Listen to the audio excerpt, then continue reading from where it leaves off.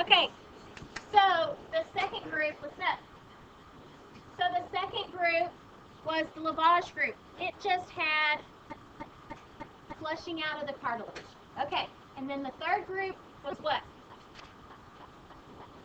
Third group, good. Third group was the placebo group, and the placebo group, all they did was go in there and just make the little slits. So they did not, they did, it says right here, they, small incisions, and no instruments were inserted, and no cartilage was removed. So it literally was just making it appear as though you had it. And so, many of you were like freaking out about the ethics of this.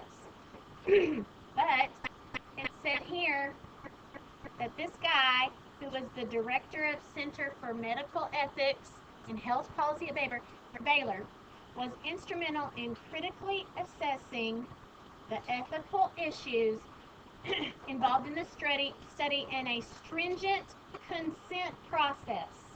So they made sure, and I bet you they had a big pile of pages that they had to sign and legal documents and all that kind of stuff.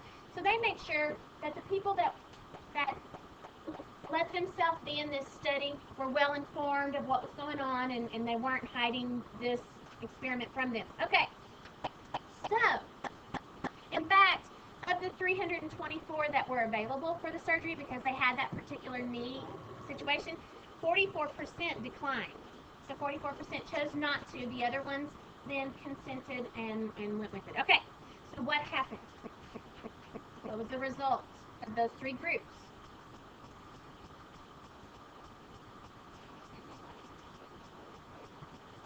Okay, there was not a significant difference between the benefits of the lavage or the placebo group and the debridement. Okay, so there you go. I already did my attendance, so boom. So there was not significant benefit. Placebo showed, in fact it says, indeed, the placebo patients who reported better outcomes than the debridement, remember that was the most work done, patients at certain points during the follow. They even said they felt better at certain points, which, I mean, I kind of imagine that would be the case because maybe the debridement group took much more, actual healing and stuff, so maybe the placebo group is healing along better. But anyway, hey, ta-da!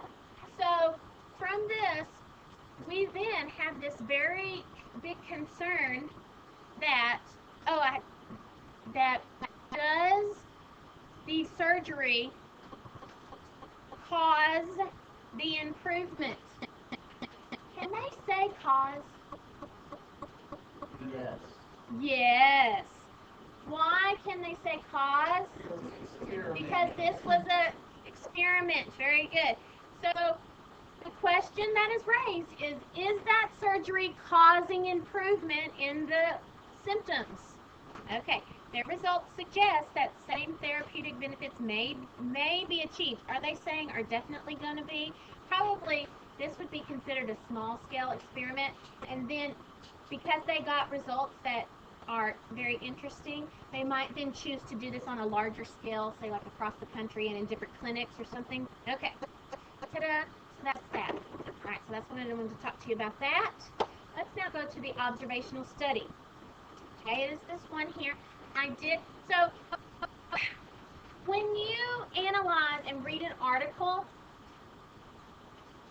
I mean, I'm not a strong English student, so when I go through things and I'm reading them very analytically, I mean, I have to like sit there and write all over it and notate it because there's these things I want to compare and there's these so when you're analyzing these things and you're thinking critically about what they are saying, you need to probably be marking on them and raising questions.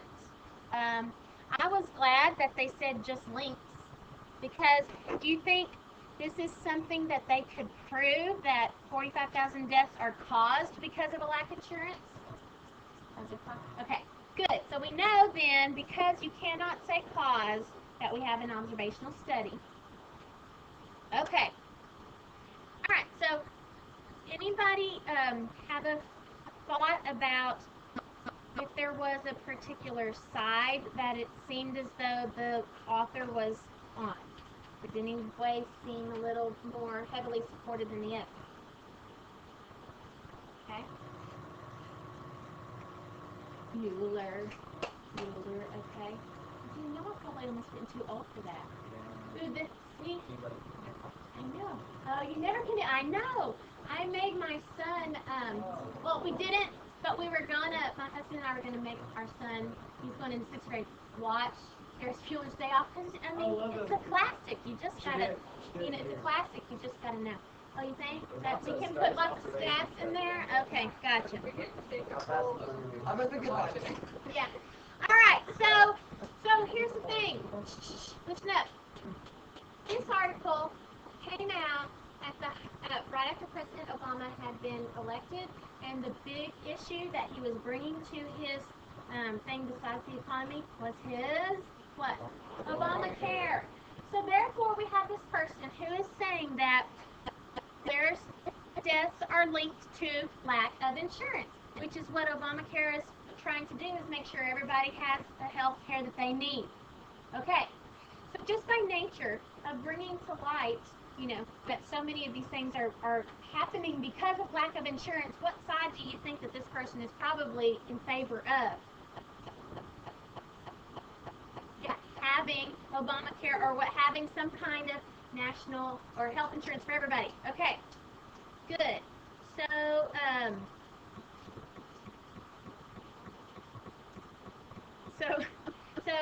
oh, I know. Okay, so I read this first sentence. That's fine. It said, here it says 45,000 deaths are linked to lack of insurance. So it first starts out saying there's 45,000 linked to lack of insurance. Now here, in this very first sentence, it already kind of contradicts what it just said in the title. It says nearly 45,000 people die in the United States each year. Okay, so that's the totality of the people that die in the United States, and it says in large part because they lack health insurance. So are 45,000 being attributed to do those 45,000 not have health insurance? No, that's the totality of all those that die. And so now they're saying a large part of them don't have health insurance. So already I was going, something here is shady. You're trying to catch my attention with this large number, and then look right here. The Institute of Medicine later used that data in 2002 to estimate showing that about 18,000 people a year died because they lacked coverage. So how many that died out of the 45,000 did not have coverage? 18,000. Hello. Is that what this title says? Okay. So if you're going into journalism and stuff, I mean, come on. Let's, this is a false statement. So, okay, so that's another thing. Now, be mindful of, look, this study, of which, they're saying it's a Harvard study, so hopefully it's credible. I don't know if they're name dropping just to kind of provide credibility. It was released by this group. And this group is Physicians for National Health Program. What do you think about that?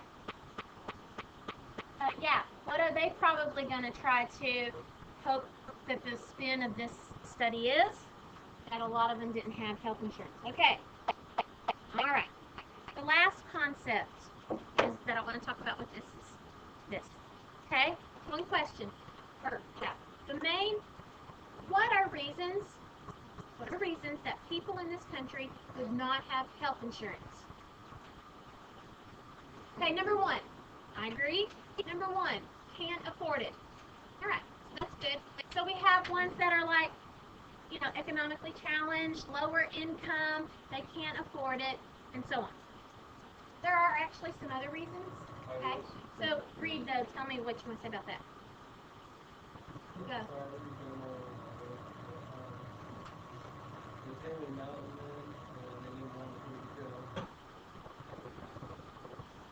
Okay, so we do have some other little groups, but there's one other group that I'm particularly interested in. Okay, Dangerous jobs. So you think people with dangerous jobs can't get health insurance? It's probably just a whole lot more expensive. Well, so then they might not. Okay, Tyler. Okay, older people.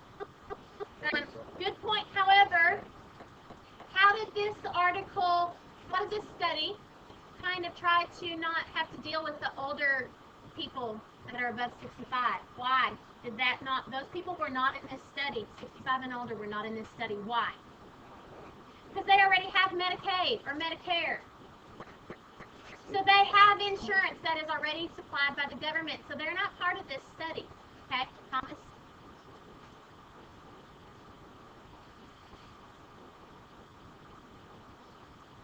That what? Oh, people that are healthy, young adults, they don't have health care. Okay, that's a good point too. I actually, okay, go, Sam. Did you read that, or like you really thought that? Yes, very good. High risk people, because I had it here, with pre-existing conditions. So yes. So let me tell you something. This happens. This is for real. If I know that I have congenital heart failure, or whatever, a defect, and I have to change jobs, therefore my insurance has to change, the new insurance could choose to not pick me up and allow me to have their insurance because of the significant pre-existing condition that I have. Because then I'm a big risk. So basically, I'm going to be very costly to them, and that's all they're going to get from me is expenses. So I'm not going to be something they have a right to refuse insuring me. Okay, so by nature of that group, can you tell me about the death rate of that kind of group? It's pretty high. Okay, so that's going to be raising the death rate of those that are not insured. Okay, you see that? All right, one last question, and I hope I'm not over generalizing or stereotyping. So, question, in those lower income areas, do you think, is there anything in general that might imply a more risky environment? Heck, gangs, what else? Unhealthy, what if you have infestation in your home that just living in filth, whatever. Disease, so disease more, I don't know, maybe.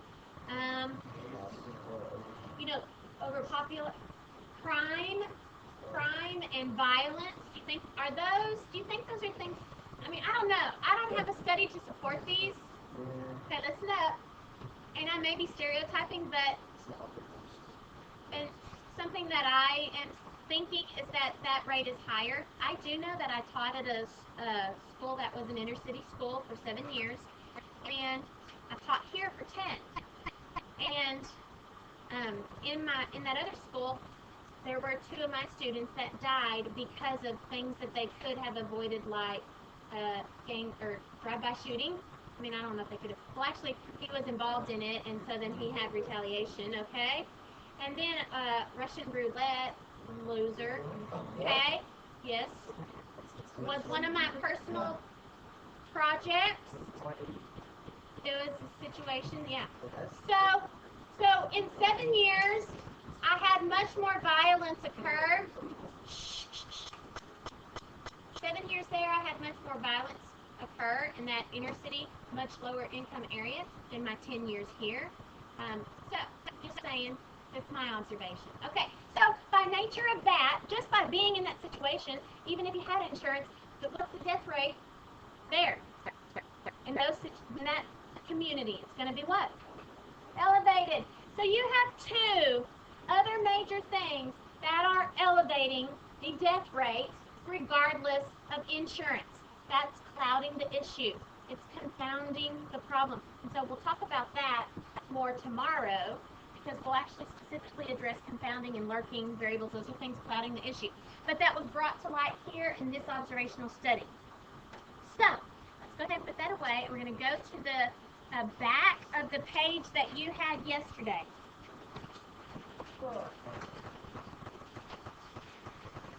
So you're not Oh, I'm not saying one way or the other. I'm just saying what the article is saying.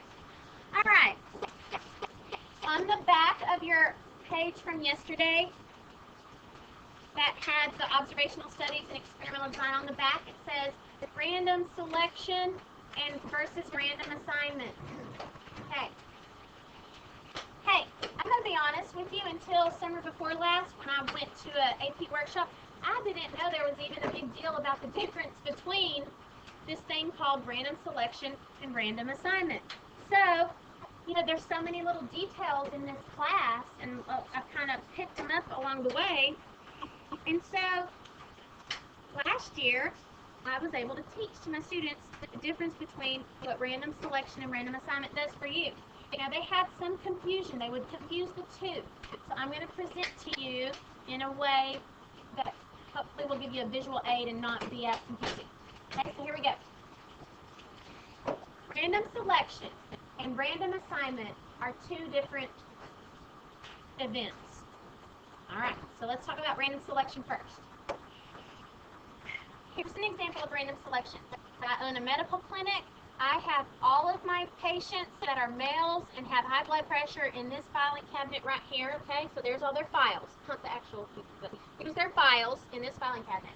So I'm going to put all their names in a big bag. I'm going to shake it up, and I'm going to randomly select 100 of those names into this experiment that I'm going to do, okay?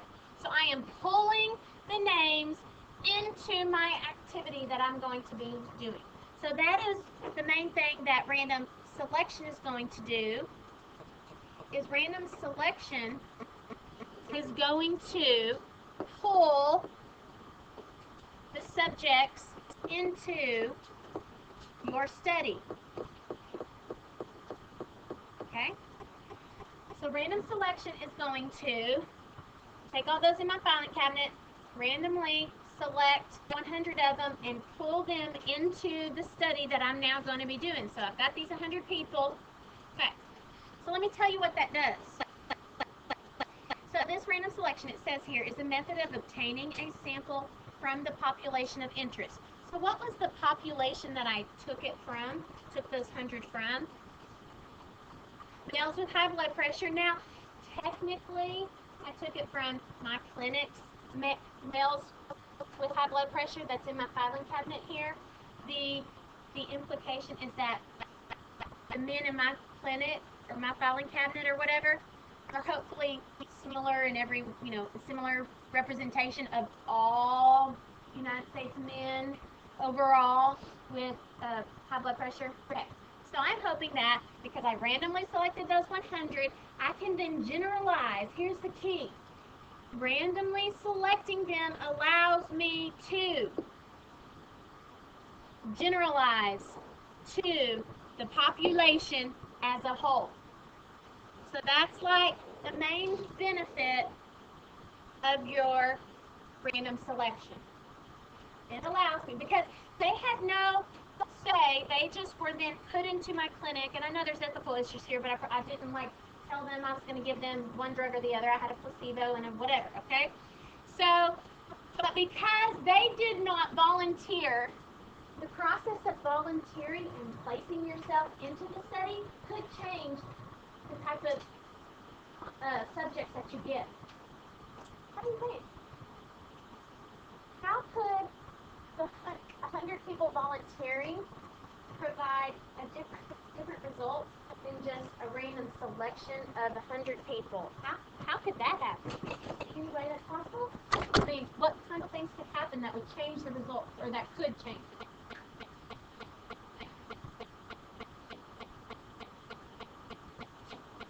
Y'all are asleep. What? Here. No, because you said that they're generally all, they're basically all the same. So there's no difference between any of their circumstances. And they would all have the same result regardless of who's the result. Okay. So we hope that you think that they're all the same. Well, it's worth for me. Okay. Yes.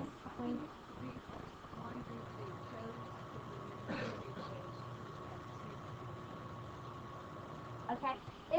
If you are choosing to be into this thing that's like health-oriented, if you're wanting to do this thing that's health-oriented, you might be a person that's a little bit more what? Healthy or in danger or willing to do things to improve your health, perhaps, because you're taking action to improve your health. You get that?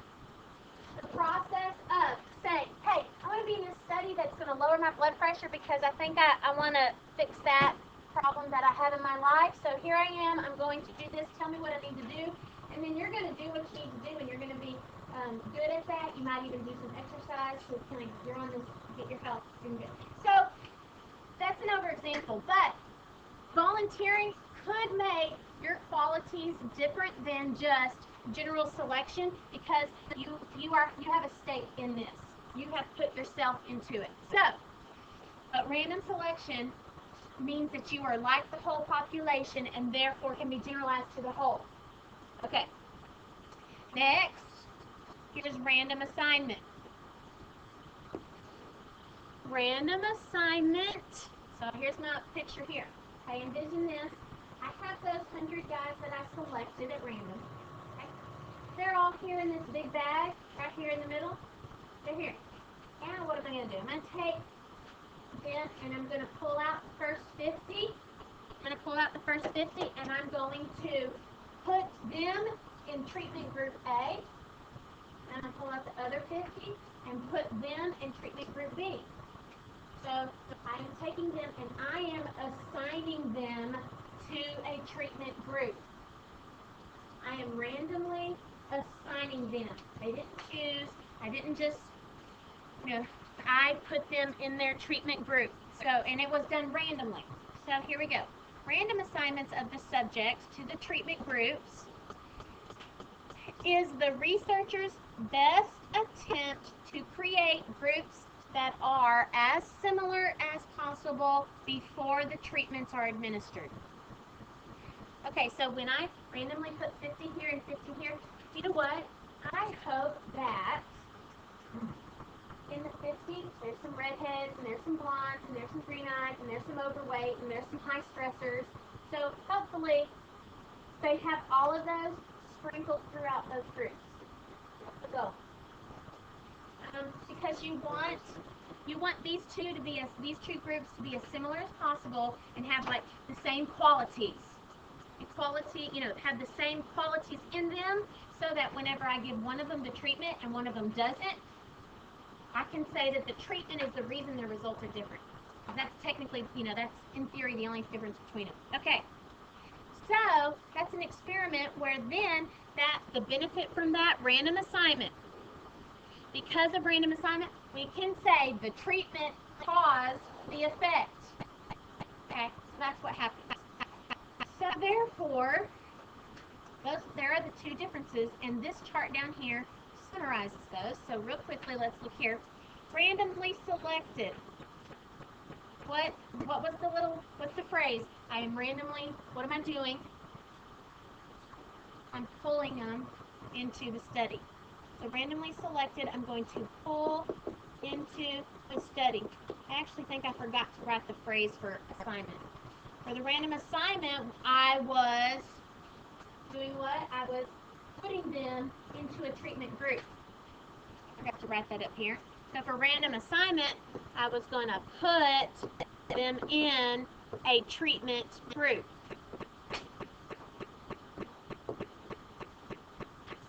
Okay. So here we go. What does random selection allow you to do? Randomly pulling you in here means that then I can. Okay, I know this is silly, but hopefully these motions are going to like trigger what is. So I randomly selected them in, so then I can. I heard people say generalized to the whole population. Oh man, I'm sorry. You don't like my little damn white hand motions there? Okay, so hopefully then, you guys are a tough group. So if I randomly select, then I can generalize to the whole population. Okay, there we go. I can generalize my findings to the whole population. Okay, All right, next. This over here is about randomly assigning. What did I say randomly assigning is? It's doing what? Putting them into the treatment group. So put into the treatment groups, not just splitting into groups, specifically the ones that have the treatments. Okay, so because it's a treatment situation, it's an experiment, therefore I can infer, thank you, cause and effect. So if we have random assignment, then I can say the cause is this, or whatever. I can infer cause and effect right here. I can infer cause and effect. Otherwise, if I did not put them into the treatment groups, I cannot infer cause and effect. I cannot infer cause and effect. What things do we know you cannot infer cause and effect? Thank you, observational studies. This is a typical example of an observational study. Observational study. Because you cannot infer cause and effect, but you do generally select randomly so that you can generalize. So that's typical observational study. Up here is the typical experiment. You assign treatment groups, but you know what? The people had to volunteer to be in the thing, just like the placebo surgery. They had to volunteer to be in that, so maybe they're, different than the general population of how they would heal, and the work they would put into getting better. And so, guess what I may not be able to do? Show your party. Yeah, well, I may not be able to generalize to like the whole all orthoscopic surgeries or whatever in the whole everywhere. Okay, so I may not be able to. So that's typical experience. This would be the worst of both worlds here. I cannot infer cause and effect, and I can't generalize to the population. Okay? All right, so there's that. Now, the final thing that I want us to do, so we understand those things about the articles. We did random selection, random assignment. The final thing is I want us to diagram an experiment. You're going to learn how to diagram an experiment. So pull the notes you picked up today. Pull the notes you picked up today. All right. Now, first question, let's kind of get this top of the box done. We are now going to only be talking about designing an experiment. So we're going to have treatment groups. Okay, so for the rest of this week and next, we're going to be talking about you designing experiments. So, what is the control going to do for you? What are the qualities of control, and what's the control going to do for you? I think we just talked about this right now. What's the control going to do for you? Okay, it gives you a baseline, gives you something to compare to. It means it has not had any treatment happening to it. No treatment. Okay? So, question. Do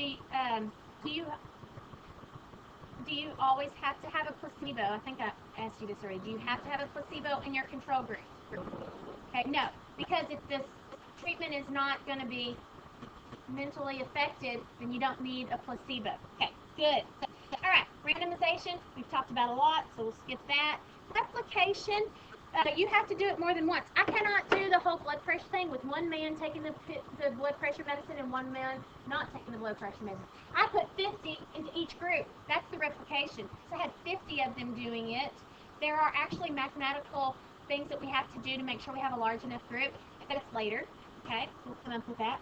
So, here we go. Today and tomorrow, we are mainly talking about completely randomized. Completely randomized. A completely randomized design is just everything in one big bag. I am not separating things in two, like the bag of the overweight men, the bag of the high stress men, and hopefully there's not, overlap or whatever. Anyway, so I'm not grouping them into homogeneous groups. I just have them all in one random big bag. The design considers all subjects as a single whole, one big bag. And then you do a simple random sample from that to assign them. And so here's what's happening. You are without regard to the age of things, the gender, health conditions, skill level, etc., weight, stress level, all the different things that you might want to, group them by. You're just hoping that. You're hoping that what? Pure randomness is going to do what with the two groups? distribute all those characteristics equally into the groups. Now, if you're really concerned that the stress level is going to be affecting the high blood pressure, then that might be something you need to control, and then you would block by stress level, and that's next week. So you would like stratify.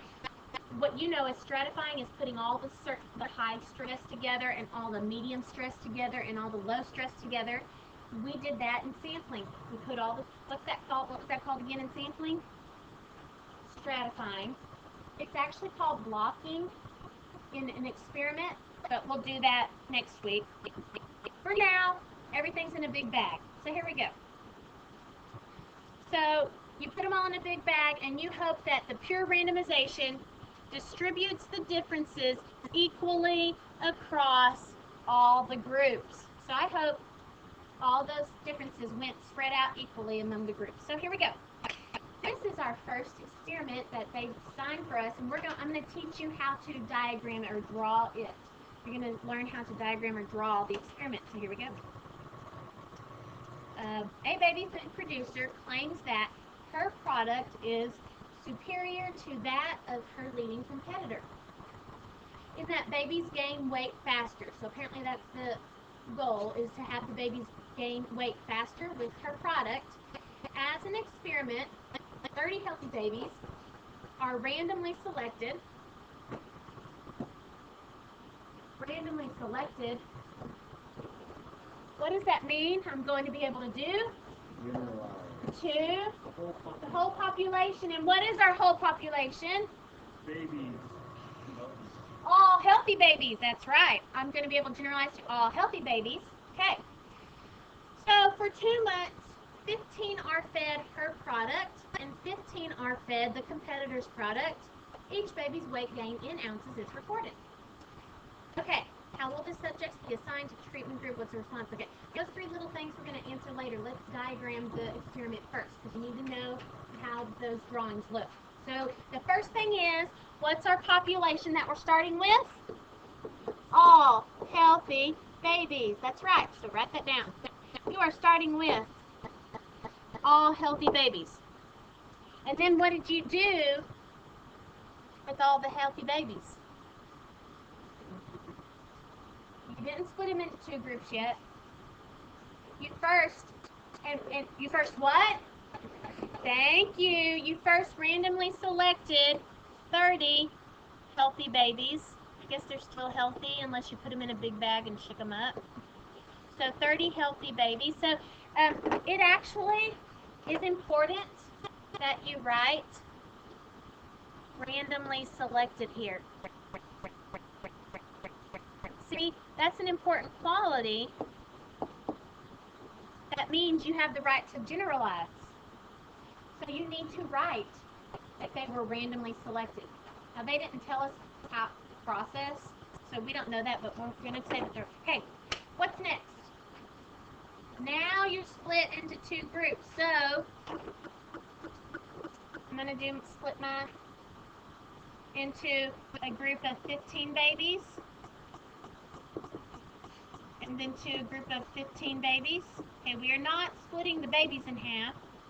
We're putting 15 babies in each group, meaning like in half, okay? So, but how were they split in half? They are going to be put into the treatment group. So what's that called?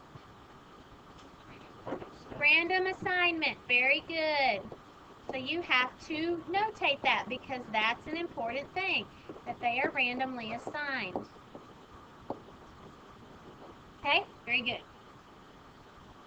Okay, so then what happened after they get in their little groups? Okay, good. 2 months of her food, whoever her is, and then 2 months of what? Competitor's food. Okay, now, what do I get out of that? You measure their weight gain. Now, This right here needs to be a number. I have 15 numbers. I have 15 weight gains. So what do I put right here? Yeah. Good. So you write that, the average weight gain. Okay, you get that, and then you put that down here also, average weight gain. Okay, now that I have those two averages, what am I going to do to determine who was better? Okay, compare. Good. So bring it together, and you have to write the whole thing to not be lazy. Well, that's not right. I mean, that's not why, but I think it's just we have to make sure that they know we know what we're comparing. Compare average weight gain. I think maybe you could just put compare averages and that would be sufficient. Okay, very good. So that's the diagram that basically explains what they told us in words. So now let's answer the questions. What's the first question? First question. How will the subject be assigned? Correct. How will the subjects be assigned to the treatments? Okay? How? Okay. Yes. No, not random selection.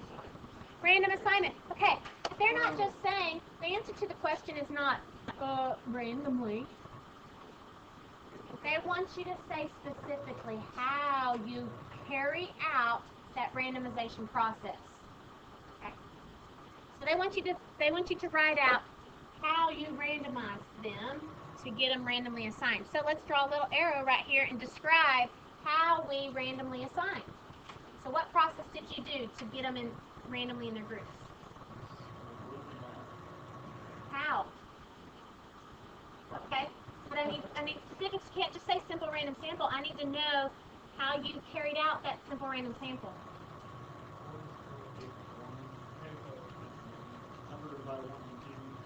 Okay. How did I give them a number 1 and a number 2? No, I'm not kidding you. No.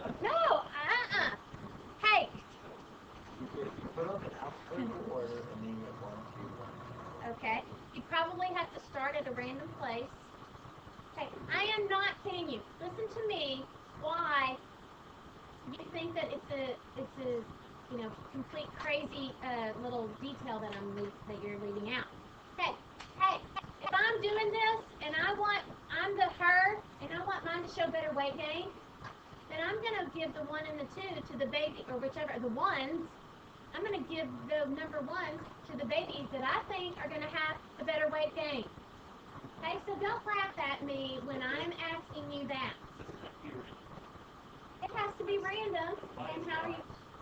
Yeah, that would be biased, but you did not tell me how to randomize. You said you just give them a 1 and a 2, a 1 and a 2. So I could say, in my mind, judging, oh, that looks good, okay, so I'm going to give 1, and then you're 2, and then 1 and 2, and so on. Okay, sorry, I'm just saying, okay? Not trying to be silly, I'm trying to be legit and explain to you why you have to say specifically how you're doing that. What's the easiest simple random sample way I told you to do? Big bag, please, big bag.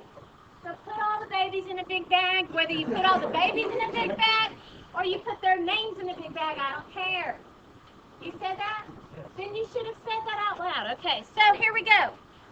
Just because we need a little humor here, because this is getting a little ridiculous, we are going to put the 30 babies in a big bag. Okay, and because the big babies would drop to the bottom and the light babies would drop to the top, and so then we would pull out the 15 wrong babies. I'm just kidding. You have to notate that you randomize. How do you notate that you are randomizing it? Shake it. Thank you. Shake well. Shake those babies. You have to denote. This is consciously telling the grader or consciously telling whoever that you are making an effort to make sure that it's randomized and it's not done by judgment. Okay? All right. And don't you leave those babies in that bag. Now what? Okay. Yes, let's pull out the babies from the bag, and so we're going to draw the first 15 babies to go to where you want to put them? Okay, about or whatever. Group A, 1, whatever. Okay, and then the rest don't stay in the bag. They go to second group. Go to the other group. Okay, thank you. Oh my gosh, that was painful. So now so this is the correct process so you have to say the process of how to randomize, describing how you randomly assign. Okay, next is what's the response variable? I've never talked about that vocabulary word, but what do you think a response variable is? The results, it's what comes out. There were 30 different responses. What were the responses? The weight gain. Okay? It's called a variable because there was 30 different numbers. It varies. So the response variable is the weight gain because there were 30 different ones of those. Now, the other question is, what's the explanatory variable? So, without me telling you what that definition is, what do you think explanatory variable means? Yes, you are on the right track because it is the thing that does what to the response? It explains. Thank you. The explanatory variable, yes, it is altering. That is true. Okay, because it's the treatment that you are wondering if it has an effect. But simply explains the response. So what is our thing that is explaining the response? But what I heard it. It's the baby food. So type of baby food. All right. Okay. So that is the diagramming it and explaining things properly. Okay. We'll talk confounding and lurking variables tomorrow, and you have no homework. What? No homework. You know what?